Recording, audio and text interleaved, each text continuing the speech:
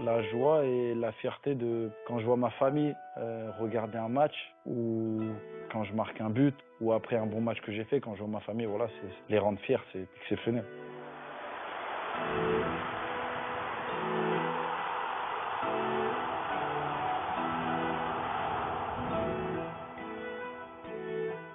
Que depuis que je suis tout petit, ma mère elle a toujours cru en moi, elle m'a toujours poussé à réaliser ce que je voulais faire, à atteindre mes objectifs.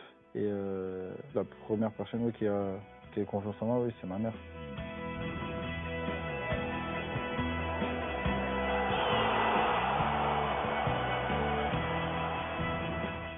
En étant petit, c'était un plaisir, une passion. Et c'est vrai qu'après, rapidement, c'est devenu une obsession. C'est ce que je voulais faire dans ma vie.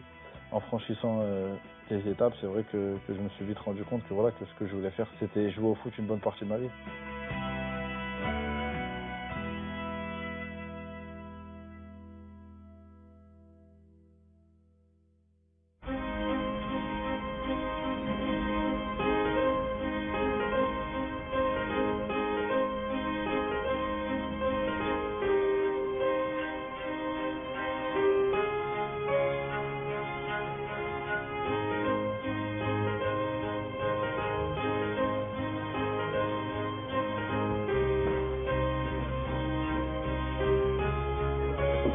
Amigo, ¿qué tal? Bien, ¿y tú? Bien? Sí, bien, bien. Raimi, c'est vrai que c'est une personne très spéciale, même pour moi, ici à Porto. Il est très, très, très généreux, très gentil. C'est pas quelqu'un qui va chercher des histoires ou des problèmes. Il est toujours avec le sourire. Sauf quand on perd un match, là, c'est sûr qu'il est pas content, mais bon. C'est quand même un mec très gentil et très droit. Ouais, on peut le considérer un peu comme mon mentor. Raimi, c'est un joueur bien plus élevé que moi, enfin pour moi. Je sais que j'ai encore quelques lacunes à travailler, mais bon, quand je le vois jouer, c'est sûr que j'aimerais arriver à son niveau. Il aime bien en fait me mettre dans le bon sens.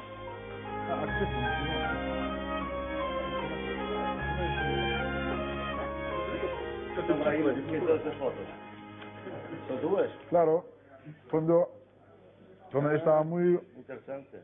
muy pequeño. Já de pequeno de bola no pé. Claro, sí. Muito interessante.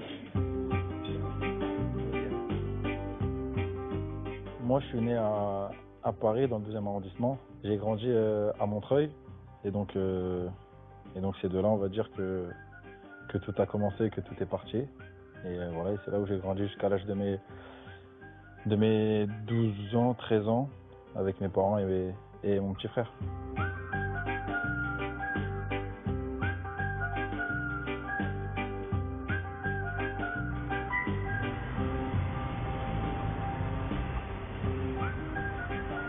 Moi, je suis plus petit que lui. J'ai 4 ans de moins que lui. J'ai 21 ans, je vais avoir 22 ans et mon frère il a 26 ans maintenant.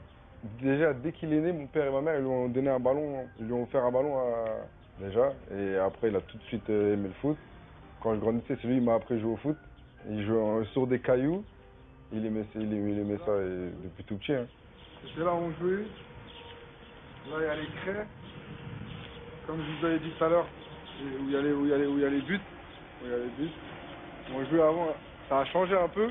Avant, c'était beaucoup de cailloux et sable. Mais ça fait longtemps.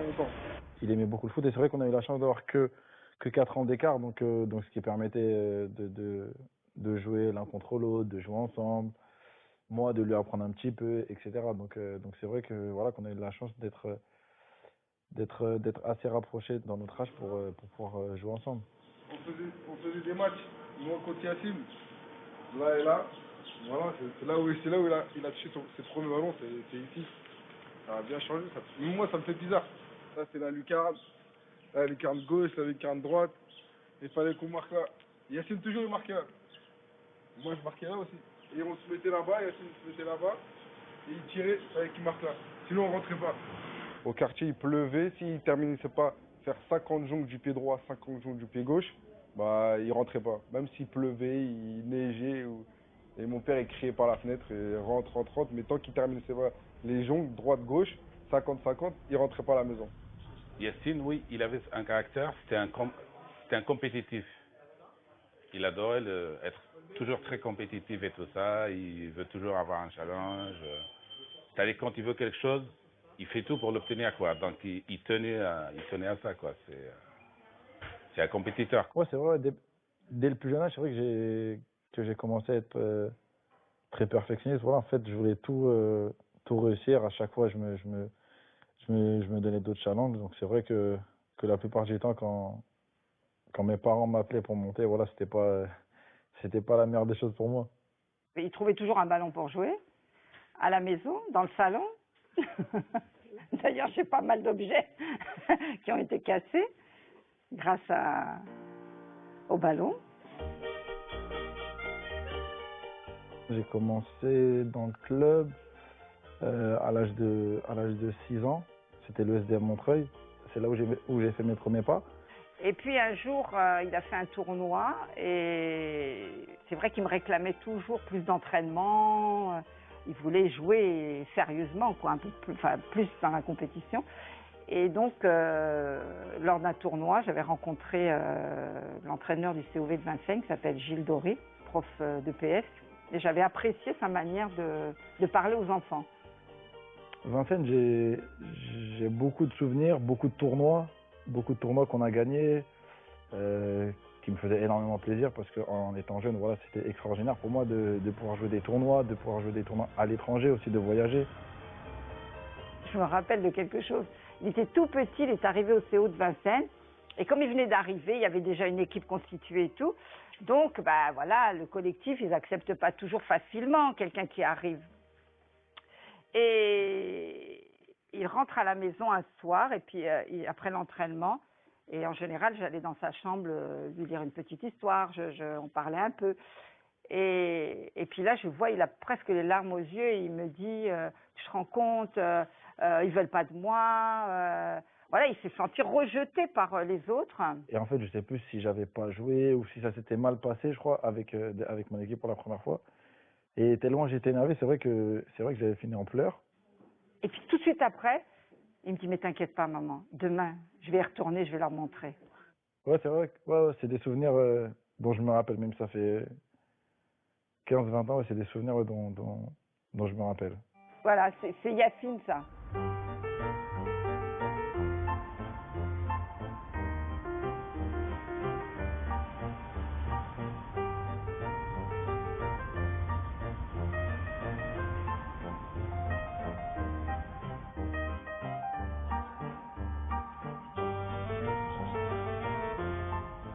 Je m'appelle Jean-Claude Lafargue, je suis le directeur de l'académie de INF Clairefontaine.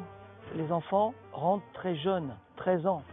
13 ans, c'est des enfants tout jeunes, donc il y a encore ce lien très, très proche de leurs parents.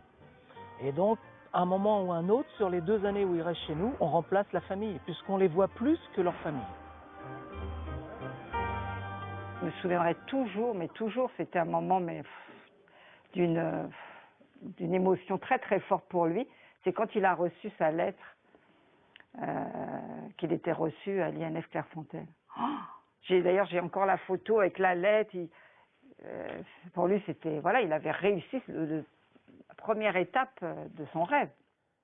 C'est cette année où il y avait vraiment une sélection très dure pour y rentrer. Voilà, on était peut-être 1500 voire 2000 joueurs et au final il n'y en avait que 23 ou 24 de prix. Donc c'est vrai que là je me suis rendu compte que voilà, que j'avais ma chance pour peut-être un jour devenir professionnel, même si c'était encore loin. Mais voilà, mais c'est à partir de là où j'ai commencé à y penser vraiment. C'était un petit joueur, très tonique, très virevoltant, très souriant. Je sais pas, il pétillait de football, c'était un plaisir de le voir, quoi. C'est vraiment le profil des joueurs que l'on recherche, quoi. Ils font pas les choses comme les autres. Ils n'ont pas les mêmes prises de balles comme les autres. Sur la première touche de balle, vous dites, mais oh, il vient d'où ce joueur? Voilà. Mais quand ils jouent, tout de suite, on a l'impression que la lumière est sur eux. Voilà. Ils éclairent le jeu.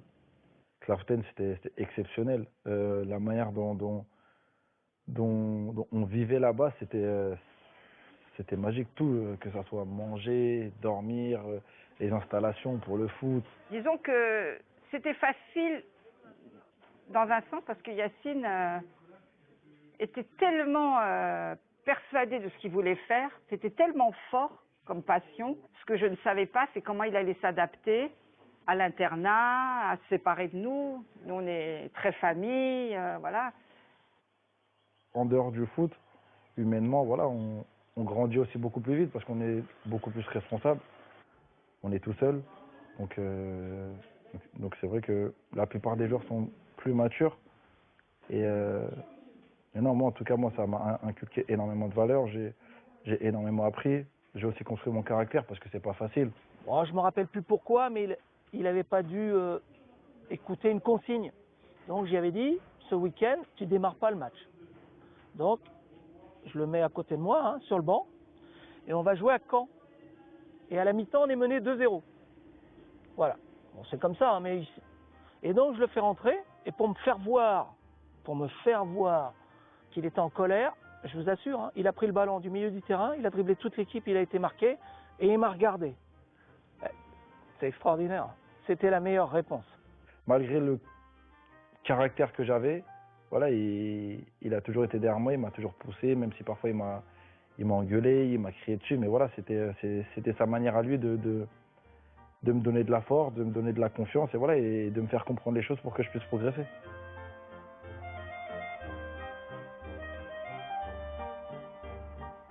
Les 3 premiers mois, c'est difficile, et après, des fois, les 3 premiers mois, ils pleurent. Ce sont des enfants, et après, en général, ils pleurent parce qu'ils partent. Ils veulent plus partir, quoi. Partir à 13 ans, quitter le concours familial à 13 ans, c'est pas évident et tout ça, mais bon, c'était sa passion, donc nous, ce qu'on pouvait faire, et on pouvait que le suivre et le soutenir, quoi. Donc bon, mais c'était dur, quoi. C'était très très dur. Ma douleur, ou ça c'est moi qui la garde. Je la gère comme je peux. Voilà.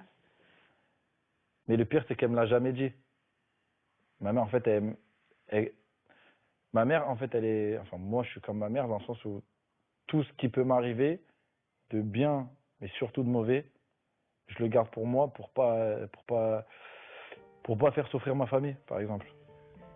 Et donc, ma mère, en fait, c'est ce qu'elle a fait. Et je pense que ça, c'est une chose que j'ai gardée d'elle.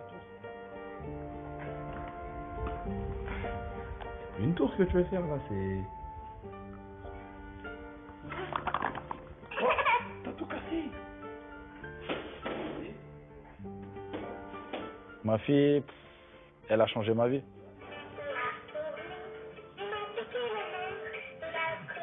Tu te demandes c'est qui parle. Appuie ici. Appuie là. Il en reste un. Appuie. Avant, je savais que les enfants, c'était quelque chose d'extraordinaire. Mais c'est vraiment le jour où j'ai vu ma fille que voilà que j'ai ressenti des choses qu'auparavant jamais j'avais ressenti. Et voilà, et donc elle a aussi donné un autre sens à ma vie, dans le sens où tout ce que je fais aujourd'hui, voilà, c'est pour elle. Petit à petit, voilà, grandir avec elle, lui permettre d'apprendre beaucoup de choses, lui inculquer énormément de valeurs, parce que voilà, pour moi, c'est aussi ce qui fait partie de la base de la vie. J'essaie de réserver beaucoup de temps, voilà, à ma fille, à ma famille, parce que voilà, parce que c'est important. De la voir heureuse, voilà, c'est ce qui me rend le plus fier.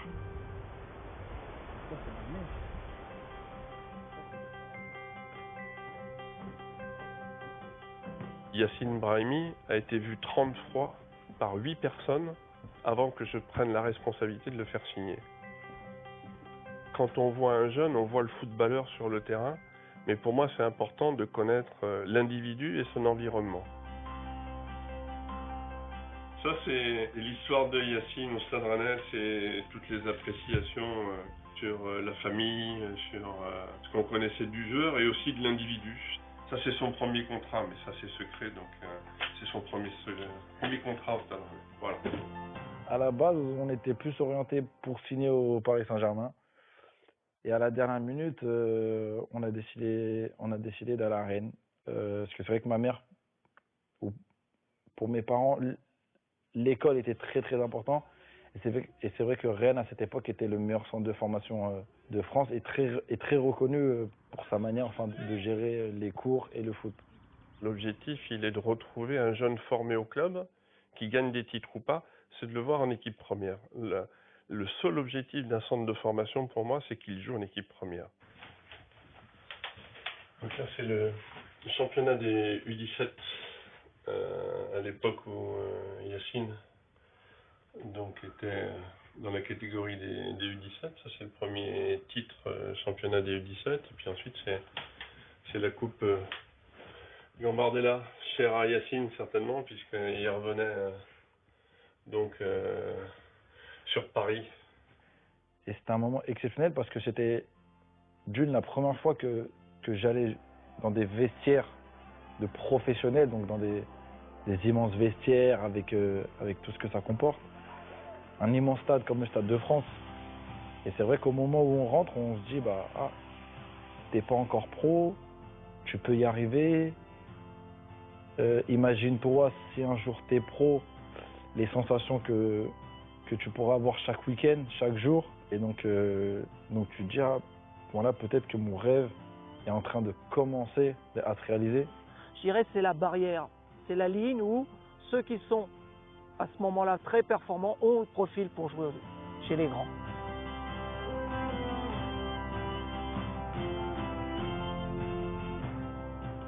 Quand je rentre de Clermont, je reprends avec Rennes.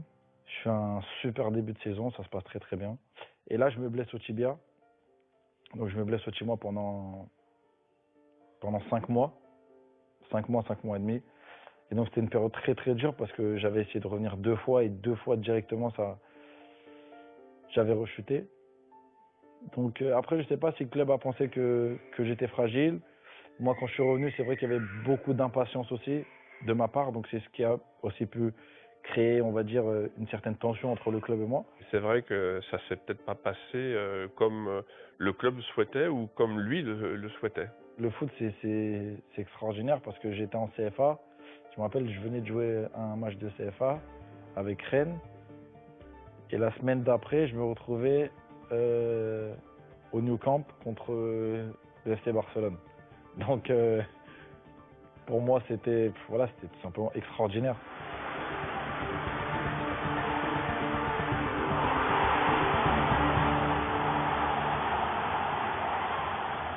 Donc moi, Grenade, je connaissais pas. Je connaissais pas Grenade. Donc je vais sur internet, je vois Grenade et mon meilleur ami me dit la semaine prochaine, Grenade joue contre le Real Madrid, je crois. Et je lui dis comment c'est possible parce que pour moi, Grenade c'était une équipe de deuxième division. Donc comme dit ça, et je vois que c'est en Liga. Donc là, je rappelle mon agent François Gilles et je lui dis écoute, demain on prend l'avion, c'est le 30, il reste même pas 24 heures et on va tout droit à Grenade. Os jogos da Liga Espanhola dão em todo lado. E, portanto, um jogador que esteja a jogar mesmo no Granada sente que tudo aquilo que fizer vai passar no mundo inteiro no dia seguinte. No dia seguinte, o que ele faz, sobe aos satélites e baixou para todo o mundo. Não é?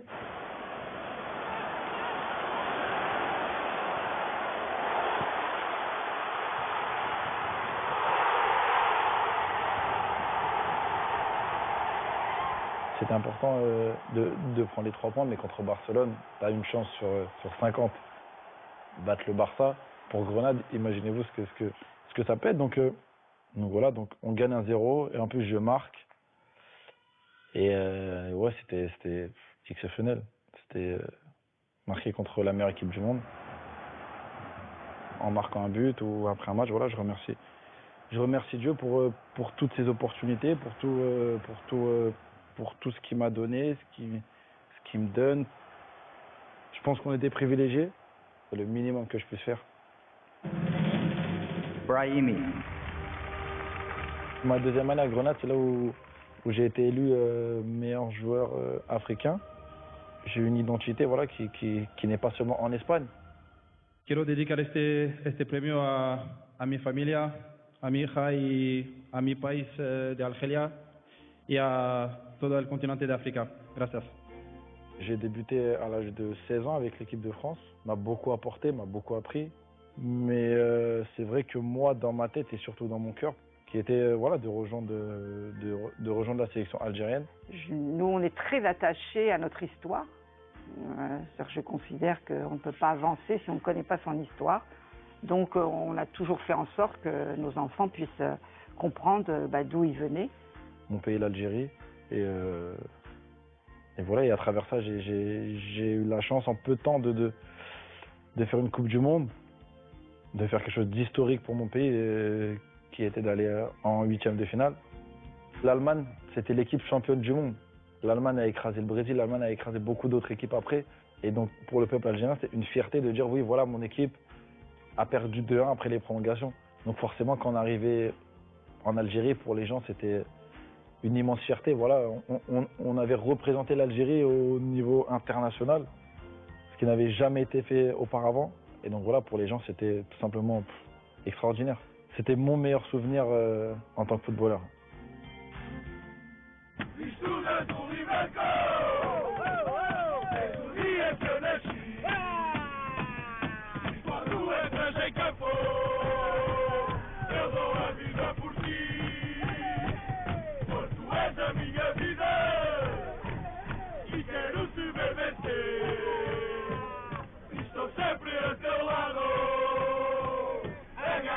Sou Fernando Madureira, líder dos Super Dragões, a maior claque de apoio de futebol Clube Porto.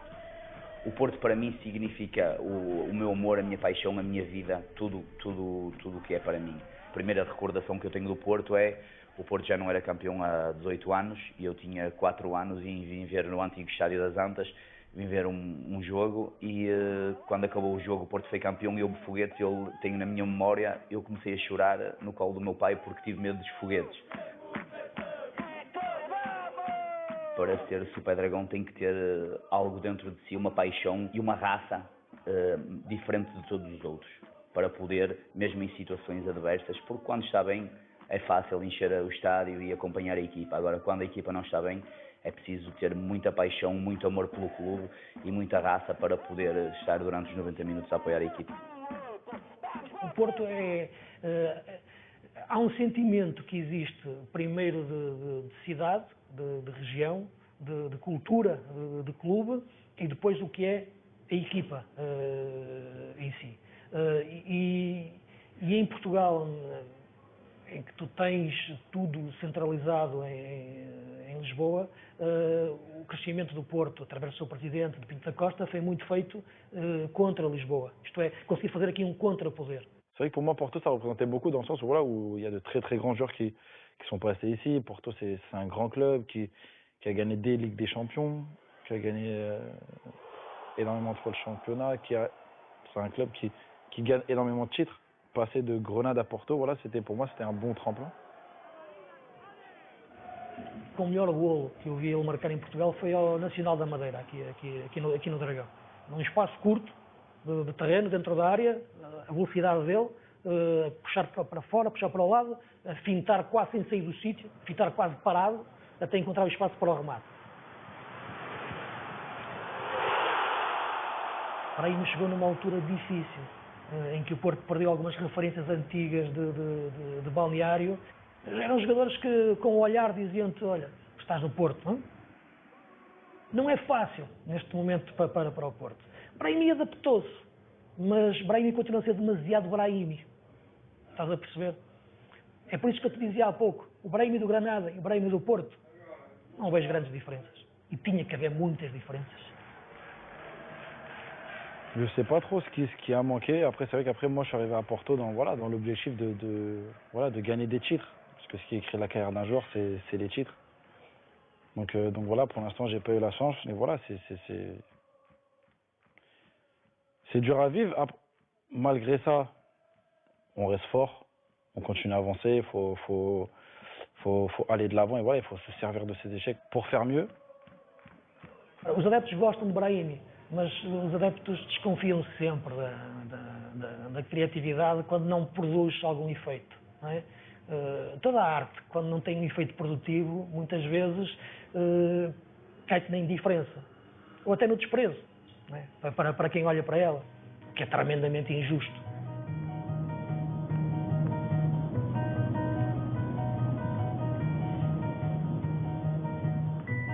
Ce que j'espère de mon futur, c'est repousser sans cesse mes limites, sans cesse progresser et devenir un joueur meilleur, plus complet, encore plus mûr, et voilà, et aller au bout de moi-même, terminer ma carrière et me dire que voilà Yacine, voilà, t'as tout donné. Footballistiquement parlant, je sais pas parce que c'est pas encore fini, j'espère si je veux, donc ouais, je peux avoir encore beaucoup d'années devant moi et qu'on se rappelle de moi comme un bon footballeur et surtout comme une bonne personne.